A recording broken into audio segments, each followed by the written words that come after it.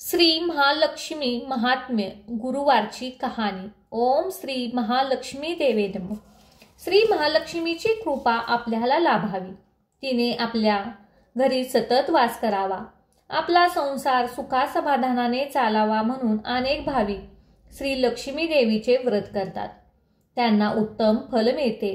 व्रताची सुरुवात मार्गशीर्ष महिन्यातील पहिल्या गुरुवारी करून शेवटच्या गुरुवारी उद्यापन करावे.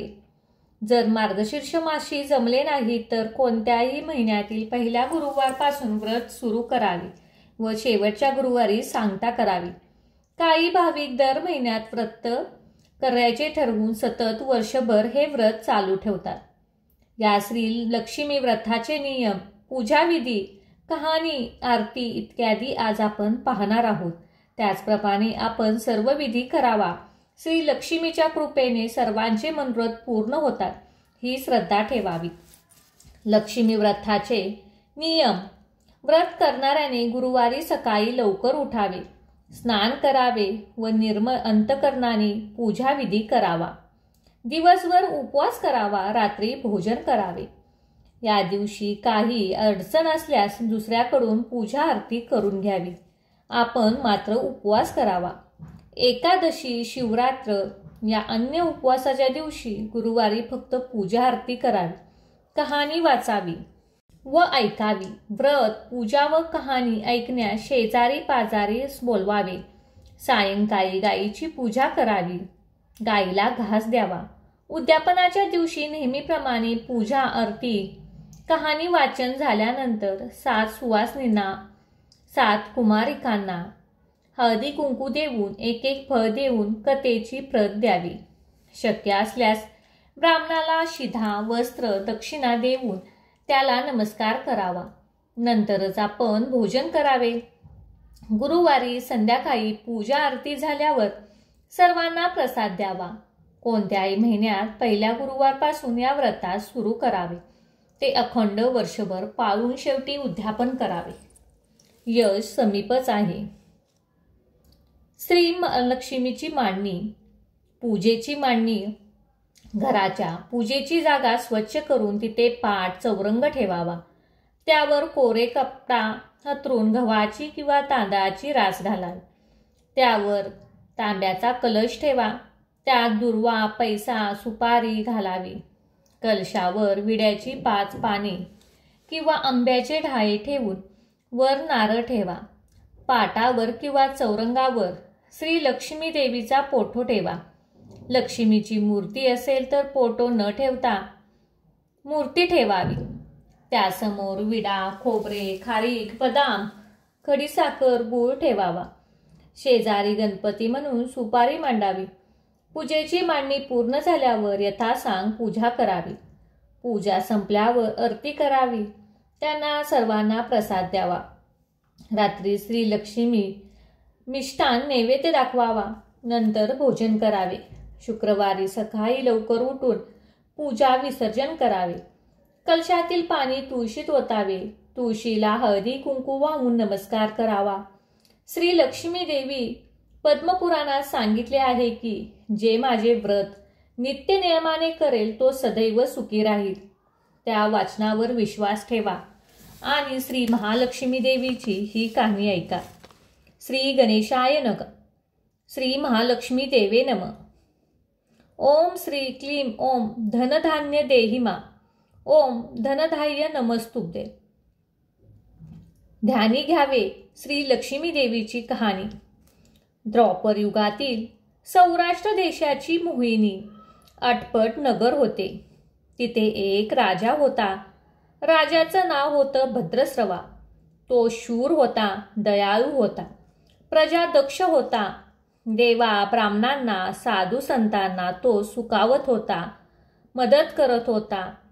राजाच्या राणीचं नाव होतं सुरचंद्रिका. ती रूपाने सुंदर देखणी होती, पण स्वभावाने गर्विष्ठ होती.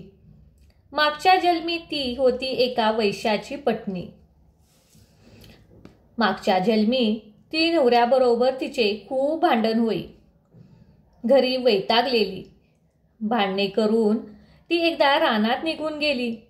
तिथे तिने पाहिले सुवासिनी काहीतरी करत होत्या. त्या करत होत्या लक्ष्मी व्रत. तिने पाहिले व त्यांच्याबरोबर तिनेही तसंच व्रत केले. त्या व्रताच्या प्रभावाने तिचं दुःख गेलं, दारिद्र्य संपलं, परिस्थिती सुधारली. देवीची भक्ती करत होती. पुढे गेली ती मरून. पुढचा जन्म स्त्रीचाच आला. पुढे भाग्य उजाळे. भद्रसवा राजाशी लग्न झाले. ऐश्वर्य हाती आलं. गर्वानं फुगली. गरिबांना विसरली. थोरा मोठ्यांना बोलू लागली. दासदासीवर खेसू लागली. एकदा काय झालं, देवीच्या मनी आलं राणीला भेटावं, मागची आठवण द्यावी, ती ओळखते की नाही ते पहावे. राणी राजवाड्यात मजेत राहत होती. राजा तिचे कौतुक करी. त्या दोघांना 7 मुलगे झाले. एक मुलगी झाली. मुलीचं नाव होतं शांबला. एके दिवशी अचानक देवीने म्हातारीचं सोंग घेतलं. फाटकं वस्त्र न्याली. हाती काठी घेतली. आधाराला हळूहळू पावलं टाकत आली. राणीला भेटायला वाड्याजवळ आली आणि आरोळी दिली. आहे का कोणी घरी? घालील का कोणी घास? दासी आली. म्हातारी दिसली समोर. तिने विचारले, कोण ग तू? कोठून आलीस? काय काम काढलंस? माझं नाव काय? तुझं नाव काय? गाव काय? काय हवंय तुला? म्हातारी सांगू लागली हळू आवाजात. तशात खोकला येई. मधून मधून म्हातारी म्हणाली, माझं नाव कमलाबाई. द्वारकेहून आले ग राणीला भेटायला. कोठे आहे राजाची राणी? दासी म्हणाली, राणी साहेब आहेत महालात, मैत्रिणीशी गप्पा मारतायत. त्यांना सांगितलं तर मलाच रागवतील. तुला कशा भेटणार त्या? तुझा अवतार पाहून माझ्यावर खेकसतील. उनं धुनं बोलतील. मैत्रिणीही तुला हसतील. तू इथे बस, आडोशाला थोडा वेळ. मैत्रिणी गेल्या की मी सांगते त्यांना. म्हातारीला राग आला होता. तीही संतापली. तुझी राणी पैशाला भारी. माणुसकी विसरली. मागच्या जन्मी होती दरिद्री, आज झाली राणी. पण ती माझ्यामुळेच. मीच तिला देवीचे व्रत सांगितलं. तिनं ते केलं. आता देवीच्या कृपेने राणीपदावर बसली. पण देवीची आठवणी नाही तिला. तिला आता संपत्तीचा गर्व झालाय. डोळ्यावर पैशाची धुंदी आली. गोरगरिबांना कशी विसरतील? थोड्या मोठ्यांच्या मुली मैत्रिणी झाल्या. म्हातारी गरीब आणि भिकारी. तिला कोण विचारतय? ही राणी लक्ष्मीव्रत विसरून गेली. घेतला वसा टाकून दिला. उतली मातली, पण याचं फळ तिला भोगावेच लागेल. त्यानंतर डोळे उघडतील तिचे. जाते मी परत. दासीने म्हातारीला पाणी दिले. हात जोडले. म्हणाली, मला सांगाल ते व्रत. मी करेन ते नेमाने. उतणार नाही, मातणार नाही. घेतला वसा सोडणार नाही. दिलेला शब्द विसरणार नाही, मोडणार नाही. म्हातारीनं त्या दासीला व्रताचा वसा सांगितला. ती उठली. काती टेकीत निघून जाणार तोच माडीवरून एक मुलगी लगबीने खाली आली. ती होती राजाची मुलगी, राणीची मुलगी शांबला. ती आली आणि कळकळून म्हणाली, आजी आजी, रागवू नका. माझी आई चुकली. तिच्यासाठी मला क्षमा करा. मला धीर द्या. आईला दिलेला शब्द मागे घ्या. मी तुमच्या पाया पडते. मुलीवर दया करा. म्हातारीला आली मुलीची दया. मुलीची होती कोमल काया. तिने क्षणभर मुलीकडे डोळे भरून पाहत होती. तिने मुलीला लक्ष्मीव्रताचा वसा सांगितला व ती मुलीचा निरोप घेऊन निघणार तोच राणी तरातरा आली माडीवरून. दाराशी येते तर दिसली ती म्हातारी. राणी कराडली. कोण ग तू थेरडे? कशाला आलीस इथे? जा इथून, उठ लवकर, नाही तर ढकलून द्यावेला सांगीन तुला. लाज नाही वाटत तुला इथे यायची? दुसरी घरं नाहीत तुला? म्हातारीचे डोळे गरागरा फिरले. कपाळावर आठ्या उमटल्या. तिने तडकन तेथून निघून गेली. परत पुढं दासीने लक्ष्मीव्रत केले. तिची उत्तम स्थिती सुधारली. ती गेली दासीपण सोडून व पुढे सौख्याने संसारही सुरू होता तिचा. पुढे मार्गशीर्ष महिना आला. पहिल्याच गुरुवारी शांबलेने लक्ष्मीव्रत केले. सगळे नेम धर्म पाळून 4 गुरुवार तिने व्रत केले. शेवटच्या गुरुवारी थाटात उद्यापन केले. सिद्धेश्वर मलाधार नावाच्या राजपुत्राशी शांबलेचा विवाह झाला. तिला राजवैभव मिळाले. लक्ष्मीव्रताच्या प्रभावाने तिचा संसार सुखासमाधानाने चालू लागला. पण भद्रस्रवा व सूर्यचंद्रिका राणी यांना हळूहळू वाईट दिवस दिसायला लागले. शत्रूने भद्रस्रवाचं राज्य लुबाडलं. सूर्यचंद्रिका राणी होती. तिची स्थिती बदलली. भद्रस्रवाला फार वाईट वाटले. राणीही रडू कोसळले. पण करणार काय? एक एक दिवस चिंतेचा उगवत होता तशाच मावळत होता. राना वनात हिंडून कष्टाचे दिवस ती काढत होती. भद्रस्रवाला वाटलं मुलीकडे जावे, तिला पाहावे. तो एकदाच तिच्या घरी निघाला. चालून चालून दमला. नदी तीरावर विसाव्यासाठी थांबला. राणीची दाशी नदीवर येत होती. तिने भद्रस्रवांना पाहिले, ओळखले. परत लगबगीने घरी गेली. राजाला बातमी सांगितली.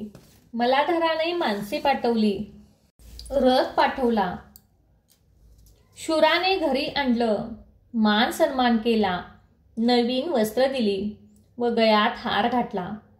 शांबाला वडिलांना नीट व्यवस्था ठेवत होती. राजाचे दिवस मजेत जात होते. आता परत जाण्याचा विचार त्यांच्या मनात घेतला. जावयाला तसं सुचवलं. भद्रसवा मुलीचा व जावयाचा निरोप घेतला आणि निघाला. जावयाने नोकराजवळ एक हांडा दिला. मोहराने भरलेला होता तो. नोकराच्या सोबतीने राजा पुन्हा घराकडे परतला. सूर्यचंद्रिकेला भेटला. हांडा पाहून ती खुलली. हांड्यावरचं झाकण काढले. आत पाहते तर काय, आत दिसले कोळसे. सूर्यचंद्रिकेने कपाळावर हात मारून घेतला. अरे देवा, तिने नवऱ्याला सांगितले. तेव्हाही तो चकित झाला ते ऐकून. दुःखाचे दिवस संपत नव्हते. दारिद्र्याचे भोग सुटत नव्हते. चिंतेचे ढग सभोवर दिसत होते. काळजीचा वणवा भडकतच होता. सूर्यचंद्रिकेला एक एक दिवस अडचणीचा वाटत होता.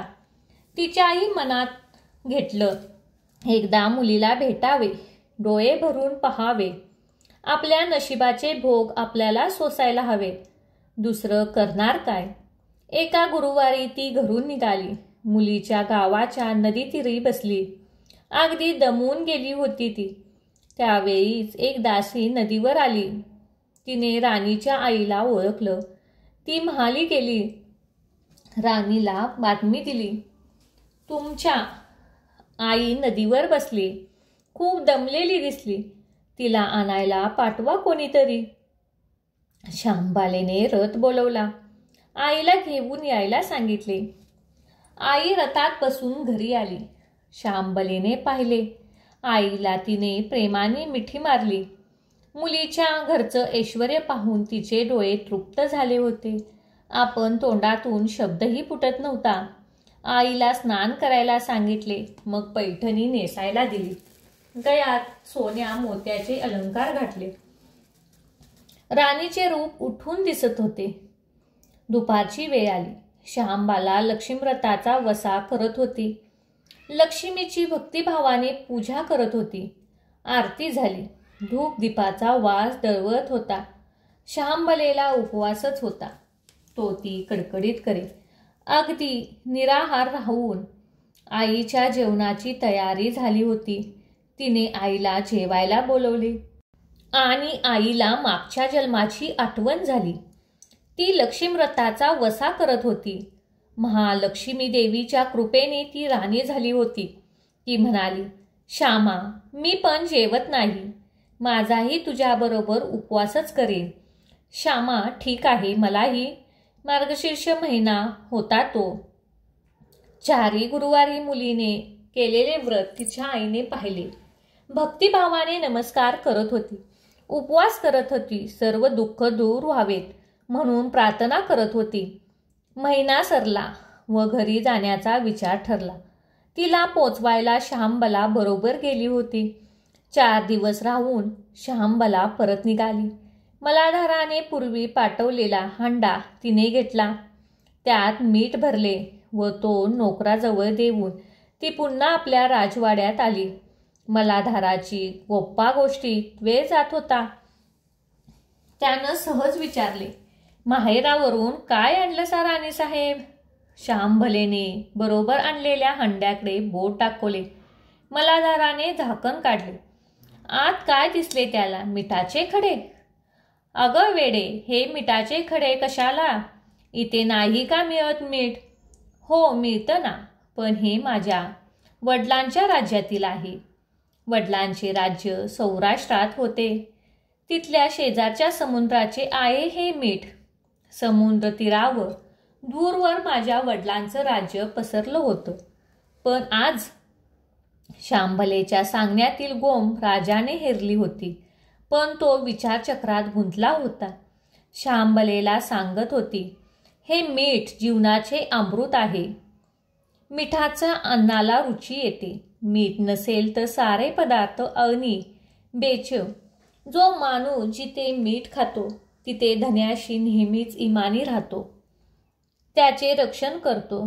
कामात कसूर झाली तर प्राणही अर्पण करतो. मलाधाराचे विचारचक्र थांबलं नव्हतं. त्यानं ताबडतोब आपले सेवक आपल्या सासऱ्याकडे भद्रस्रवाकडे पाठवले व त्यांना ताबडतोब बोलावून घेतले. भद्रस्रवाला त्या तातडीने बोलवण्याचा काहीच अर्थ लागत नव्हता. पण अधिक विचार न करता तोही जावयाकडे आला. दोघांची गुप्त बैठक झाली व त्यात एक नवा विचार निश्चित ठरला. भद्रस्रवाने आपली अनुमती दिली होती. मलाधाराने आपल्या मुख्य सेनापतींना ताबडतोब भेटून जाण्याची आज्ञा केली. सेनापती आले व त्यांनी मलाधाराला आदरपूर्वक वंदन केले. काय आज्ञा? असं नम्रपणे विचारले. भद्रस्रवाचं राज्य जिंकून घेतलेल्या शत्रूवर ताबडतोब स्वारी करून जायचं. प्रत्येक सैन्याच्या हातावर हांड्यातील एक मिठाचा खडा द्यायचा. शपथ घेऊन शपथार्थी झुंजायचं सांगितलं. राजाच्या आज्ञेनुसार सेनापतीने सर्व व्यवस्था केली व दुसऱ्या दिवशी सर्व सेना घेऊन शत्रूवर चाल केली. शत्रू बेसावत. मलाधाराचे सैनिक अधिक सावधगिरीने शत्रूच्या राज्यावर तुटून पडले. घनघणीत लढाई सुरू होती. पण मलाधाराच्या सैनिकांची पवित्रता शत्रूला अडवताच येत नव्हती. शत्रूचे सैनिक जमिनीवर कोसळत होते. मलाधाराचे सैनिक पराकष्टाने पुढे सरसावत होते. युद्धाचं तांडव अखंड चालू होतं. पूर्व पश्चिमेकडे सरकत होता. थोड्याच वेळात अंधार पसरणार होता. मलाधाराचे सैन्य अधिक ईर्षेने पुढचं पाऊल पुढे खेचत होतं आणि शेवटी मलाधाराच्या सैन्याने शत्रूचा पुरा फडशा पाडला होता. मलाधाराच्या सैन्याने अपूर्व विजय मिळवला होता. भद्रस्रवाचं राज्य पुन्हा मिळालं होतं. मलाधाराला व शहांबलेला ही आनंदाची वार्ता सेनापतीने ताबडतोब कळवली. मागे राहिलेल्या सैनिकांनी त्या शत्रूच्या राज्यातील मुख्य खनिजा लुटला. आपात संपत्ती त्यांना मिळाली होती. ती पोत्यात भरून मलाधाराकडे आणली. त्या सैन्याच्या मोहरा होत्या. अनेक नाणी होती. कित्येक शस्त्राचा साठाही होता. मलाधाराने भद्रस्रवाला चंद्रिकेला राणीला घेऊन येण्यास सांगितले. ती आल्यावर घरात आनंदाला उधाण आले होते. तो होता गुरुवारचा दिवस. शहांबलेने लक्ष्मीव्रताची पूजा केली, आरती केली, धूप दीपाचा सुगंध दळवत होता. तिने व तिच्या आईने उपवास केला होता. रात्री देवीची आरती झाली. देवीला नैवेद्य झाला व सर्वांचे मिष्टान जेवण झाले. महालक्ष्मी मार्गशीर्ष महिन्यातील हा शेवटचा गुरुवार, लक्ष्मीव्रताचा शेवटचा दिवस. या मंगल मुहूर्तावर मलाधराने भद्रस्रवाचं राज्य त्याच्या स्वाधीन केले व या व्रताची खरी सांगता झाली. राजा राणी परत आपल्या सौराष्ट्रात आले. सूर्यचंद्रिकेने पुन्हा लक्ष्मीव्रताचा वसा घेतला व तो अजन्म पाळला. घराची स्थिती पुन्हा पूर्वीप्रमाणे सुधारली होती. राजाने 7 मुलगे कोठेतरी दूरदेशी गेले होते. तेही अचानक घरी आले. त्यांना पाहून आई वडिलांना जो आनंद झाला त्याचे वर्णन शब्दात सांगणं अगदी अशक्यच. श्री लक्ष्मी देवीच्या व्रताचा हा अपूर्व अनुभव राजा राणीने पुढे सतत घेतला. त्यांचे जीवन निश्चित झालं होतं. दुःखाचं वादळ पूर्ण थांबलं होतं. सुखाचे वारे सर्वांना सुखावत होते. अशी ही 7 उत्तराची कहाणी सर्वांनी वाचावी, ऐकावी व लक्ष्मीच्या कृपेने त्याचं घर सदैव फुलावं अशी ही 5 उत्तरात संपूर्ण देवीला सर्वांनी वंदन करावे हीच प्रार्थना.